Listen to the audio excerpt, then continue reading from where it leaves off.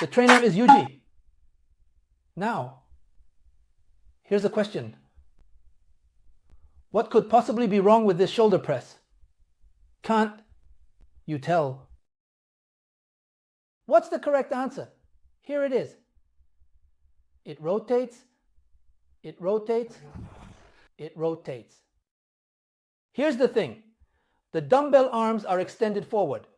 However, when viewed from the front, the shoulder press should be raised properly upwards. This is not good. This is not acceptable. It's a bad shoulder press. When doing this shoulder press, make sure to raise it all the way up. There are 9 reps and 10 reps to complete. The question is not whether you should raise it all the way up, but rather how high you should raise it. This issue often arises in strength training and occurs in various contexts. Right now, I did this and rotated, but with the latest VFX, I could do a 360-degree shot with 10 cameras. However, here we only have 1 camera. We had more options, but this is the situation. When viewed from the front, you might think you are raising your arms, but in reality, what you think is raising them is not actually happening at all. There is no contraction. The contraction should happen here. Only when it contracts here does it become effective shoulder training and triangle training. So how high should you raise your arms? Should you do it incorrectly by moving like this, or should you hold a dumbbell and do it? As for me, I raise my arms only up to this point. Up to this point, I have been doing the shoulder press myself, and I only raise it this high. When I say this high, I mean to the point where I am currently using the triangle. I have contracted everything here and this area with the tube until it feels fully contracted. Once I reach the point where it can't contract any further, that's where I stop. I am not looking at how much the elbows extend or how high they go in this line at all. When I look in the mirror, I am only checking if this is symmetrical on both sides. How high it goes is not important. What matters is whether the contraction is done properly, meaning that it is in this state. It is about contracting in this direction. If you misunderstand this and think that just raising it high or extending the arms fully is correct, you will make a mistake. In that case, it will end up being raised like this, forming a triangle. I don't get too tired. I make sure to contract and stretch properly. It's necessary to keep working on the areas where you feel the contraction. By the way, I mentioned that I've been doing this up to this point, but as you know, I've been training since I was 18 years old. I've been doing strength training almost continuously since my club activities, and I've been at it for about 35 years or so. During that time, I haven't taken a break and have kept going. Still, when it comes to this shoulder press, I can say that my muscles contract quite sufficiently. After 20 or 30 years of weight training and moving my body, I believe that those who have had a break from such activities might not be able to lift as well as I do. For example, even doing the Superman might not yield the same results for them, right? As for me, I can lift because I've been consistently active. So for those who haven't moved their bodies much for 20 or 30 years, honestly, I think they might struggle a bit more than I do, and I feel a bit sorry for that. I think it doesn't really contract much, and it probably goes higher than I do, but I don't think it's that much. So even if it goes high, I felt that I contracted around this level, so it's okay to stop here. I feel like I haven't raised it much, but if the contraction of the triangle is maximized, then that's where I should stop without forcing it. Well, there aren't many people who can raise it as high as I do. My sense is that if I feel a tight contraction here, then if I go any further, my body is escaping forward, which means I shouldn't raise it any higher. So basically, what I'm doing is, it's not about just raising the spell. It's about contracting the muscles and then stretching them. So when it comes to how high to raise them, it should be until the contraction is complete.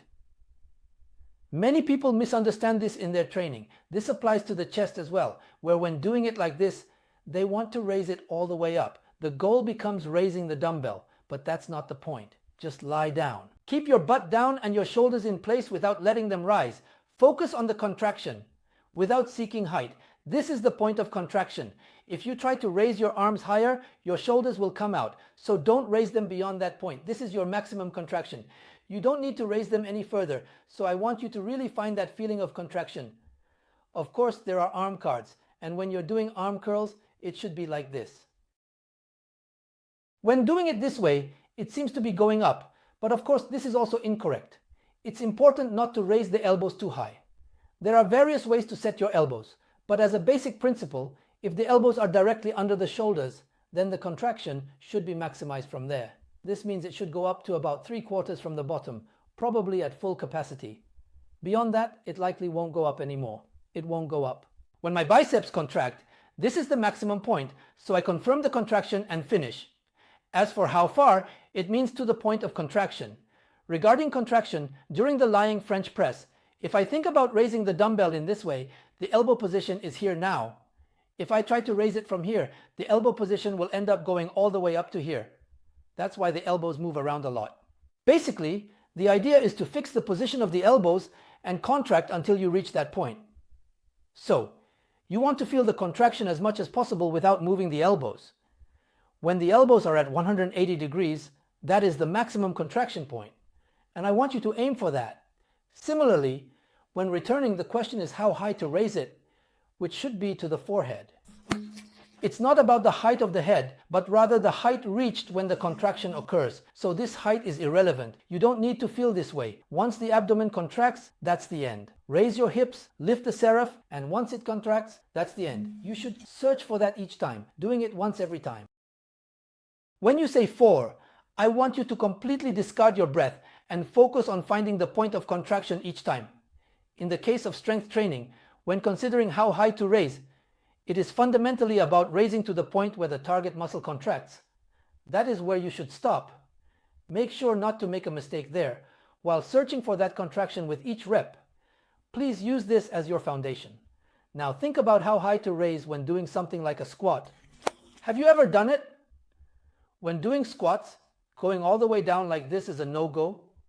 Is that bad? When you come up, your knees are locked, right?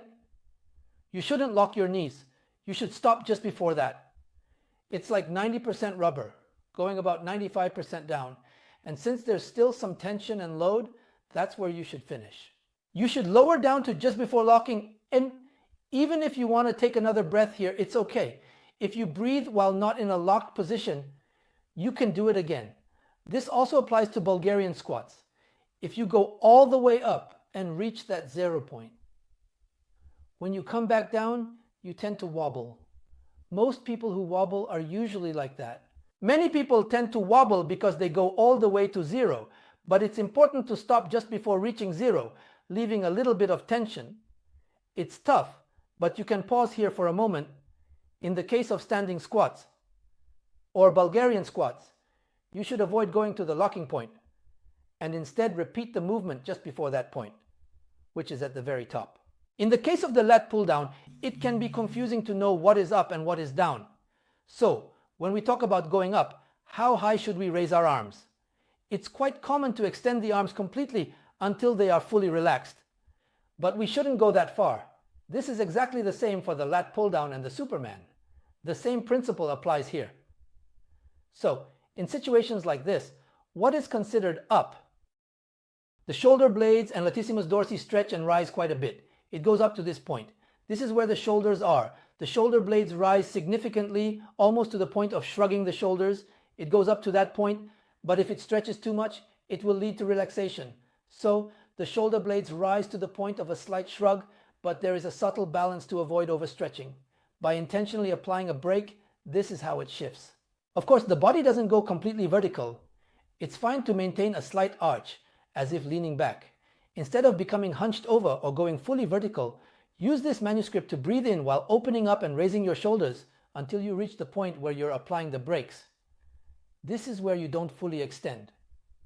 Be careful not to raise too high. Well, before doing the lat pull, we'll go through this today. The lower part also ends with contraction. When the old style end plate is raised, this is the contraction. And if you think it should go up to here, it can end up taking a shape like this or going back sharply. In any case, the goal is to raise it high. However, it shouldn't be about just raising it high. Once you contract, to be honest, it should be about this much. Once it's tight, that's the end. You see, the sides should be tight too. There's no need to go all the way up to here. Once you contract, that's the end. Honestly, when I do the lat pull down, the bar only comes up to around my nose or chin, and it doesn't go any lower than that. I don't really go that far down. There are opinions on whether it's enough to feel the contraction to that extent, but this is related to exercises like pull-ups and the lat pull-down. It's fine to go that far. On the other hand, exercises that focus on contraction, like with a barbell or dumbbell, can achieve a solid contraction in the back muscles. So if you think of it in sets, during the lat pull-down, the bar should ideally end around here where the contraction is the strongest, so there's really no need to lower it too much.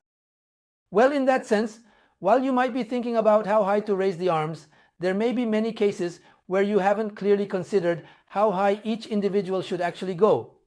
It's not just about how high to raise them. It's about how much you can contract, whether you feel the contraction, and that's where it ends. Please try to think about this with each rep, feeling it as you go. By doing so, it will become a more effective workout that prevents the load from escaping, so be careful not to overdo it while training. If you pay attention to this, you'll end up buying highly effective items for your workout. Please give it a try. Also, don't forget to subscribe to the channel. I'm also working as an instructor, so please follow me as well. This was Pasatonari.